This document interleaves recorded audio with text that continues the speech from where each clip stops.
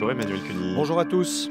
La France n'est plus le premier partenaire commercial de l'Allemagne. C'est la première fois depuis 40 ans. Ce sont les Américains qui ont pris la place. Et oui, ça y est, le cap est franchi. Alors ça veut dire concrètement que pour la première fois depuis 1975, l'Allemagne a exporté plus vers les États-Unis que vers la France.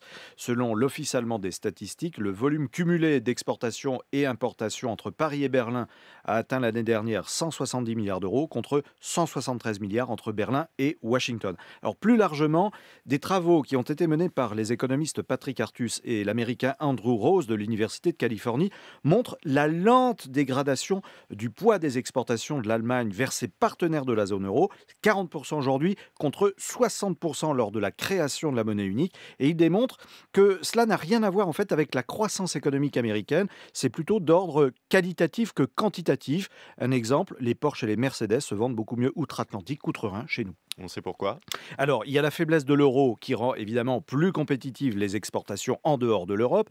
Et puis, certains observateurs estiment qu'en faisant tourner sa planche à billets et en abreuvant l'Europe en liquidité dans le cadre de son plan de relance monétaire, eh bien, la Banque Centrale Européenne a ficelé sur mesure un programme de relance pour l'Allemagne, en quelque sorte tout bénef pour Berlin. Est-ce que c'est un petit passage à vide ou est-ce que c'est révélateur d'une tendance plus profonde? Déjà, il y a une portée symbolique très forte, car on parle là des relations du couple franco-allemand. Et le terme de premier partenaire commercial a souvent servi à chanter les louanges des relations entre Paris et Berlin. Et puis sur le plan économique, ça montre que nous avons une destruction du commerce intra-zone euro au profit du commerce avec le reste du monde.